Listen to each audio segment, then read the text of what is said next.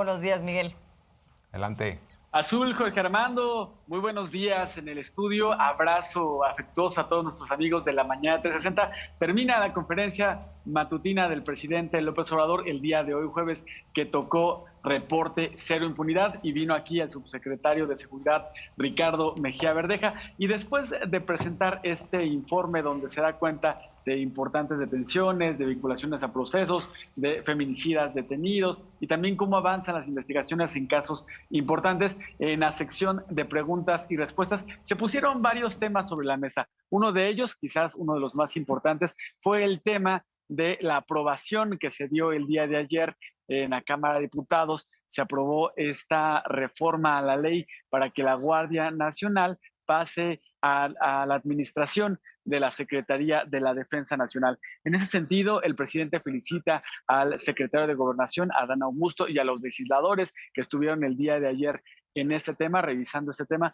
Se logra esta aprobación y bueno, es una iniciativa que busca que la Guardia Nacional pues no pierda su misión de brindar seguridad a la población, que no se pierda como lo ocurrió con la Policía Federal. Así lo señala el presidente López Obrador. Y en temas legislativos, el presidente, pues bueno, critica y desmiente una situación. El día de ayer corrió en redes sociales la versión de que el gobierno federal estaba buscando quedarse con las cuentas que se tienen en los bancos, cuentas que ya no tienen movimientos desde hace 6 años. Y yo lo vi en redes sociales y se culpaba al presidente López Obrador de este cambio a la ley. Bueno, el presidente dice el día de hoy que es una iniciativa que él no propuso, que él no envió, que es una iniciativa que tiene el poder legislativo, que es un poder independiente, que se revisó allá.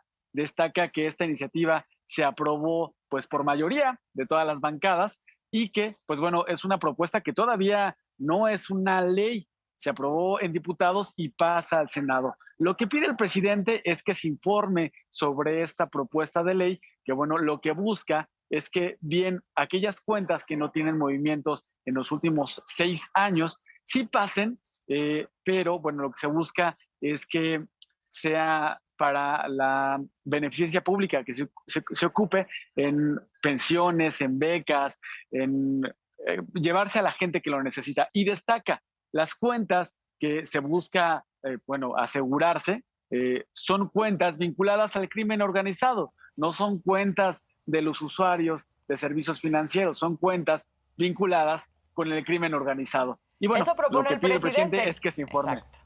Sí, porque la ley está planteada para que eso sea usado para seguridad pública entre la federación, los estados y los municipios, y el presidente hoy dice, yo ni estoy de acuerdo, a mí porque me meten en eso, yo lo que quiero es que vaya a becas y programas sociales, ¿no? Y por cierto, por ejemplo, Lili Telles, senadora del PAN, escribe lo siguiente, dice, si usted tiene cuentas bancarias de ahorro, asegúrese de hacer movimientos ya. El gobierno de Morena tiene licencia para robarle su dinero y darlo al ejército. Esto es una manipulación absoluta de la información. Ni siquiera es para el ejército, sería para un fondo compartido entre el gobierno federal, los estados y municipios. Pero ahí tenemos a esta difusora de noticias falsas, la panista Lili Telles, que por cierto llegó al Senado a través de Morena, engañó a sus electores y no tendría por qué cambiar de pues postura. Ahora engaña a sus lectores en Twitter con este mensaje que es bastante burdo. Y sí vale la pena, vamos a ir aclarando este asunto de las cuentas y qué es lo que se aprobó ya en la Cámara de Diputados, que por cierto lo aprobaron también panistas en lo general. Imagínense, pero pues dice López Obrador, yo no tengo necesidad de estar bolseando a la gente como lo hicieron los neoliberales y con medidas no solo de aumento de impuestos, gasolinazos, etcétera, ¿no? Sí, exactamente. Lo aceptan panistas justamente en función de la solicitud que estaban haciendo de que recursos fueran a estados y municipios, porque esa era una de los argumentos que daban para que no se aprobara lo de las Fuerzas Armadas hasta 2028 y etcétera. O sea, era como parte de sus argumentos, ahora se les da estos recursos, pero bueno, o sea, ni en eso se ponen de acuerdo también. ¡Qué barbaridad! El presidente critica esta desinformación que se dio en redes sociales, aclara que no es una propuesta que le haya enviado al Congreso y también aclara que pues no es una ley todavía, que es una propuesta, una iniciativa que va a pasar al Senado, y lo que pide es que se informe y que se ponga bien claro para la población cómo está esta iniciativa. Otro tema que también se puso, hablando de medidas neoliberales, se le preguntó al presidente cómo iban los avances en el tema laboral. El presidente destaca, pues bueno, el aumento al salario y también el reparto de utilidades. Y en este sentido también se le cuestiona cómo ve las afores, que también está relacionado con el tema laboral. Estas afores, que son cuentas únicas para los trabajadores registrados ante el IMSS y también trabajadores registrados en el ISSSTE. Recordemos que en el 97 se dio cambios a la ley y se acabaron aquellas jubilaciones que antes existían, y ahora la gente tiene acceso a una Afore, que es una cuenta individual para el retiro. Y el presidente se le cuestiona cómo ve estas Afores. ¿Son útiles para la población? ¿Son útiles para el país? Y bueno, el presidente pone pues las desventajas que representaron en su momento para estas Afores, que bueno, fueron un gran negocio para las financieras, pero no tan buen negocio, no tan buenas para los trabajadores. Y precisamente sobre ese tema vamos a preguntarle el día de hoy a la gente.